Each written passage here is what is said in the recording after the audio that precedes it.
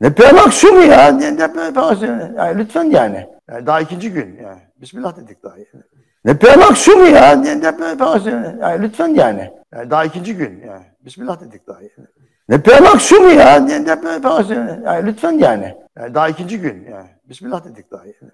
Ne premak şu mu ya? Ne premak yani lütfen yani. Yani daha ikinci gün yani. Bismillah dedik daha yani. Ne premak şu mu ya? Ne premak yani lütfen yani. Yani daha ikinci gün yani. Bismillah dedik daha yani. Ne premak şu mu ya? Ne premak yani lütfen yani. Yani daha ikinci gün yani. Bismillah dedik daha yani. Ne premak şu mu ya? Ne premak yani lütfen yani. Yani daha ikinci gün yani. Bismillah dedik daha yani. Ne premak şu mu ya? Ne premak yani lütfen yani. Yani daha ikinci gün yani. Bismillah dedik daha yani.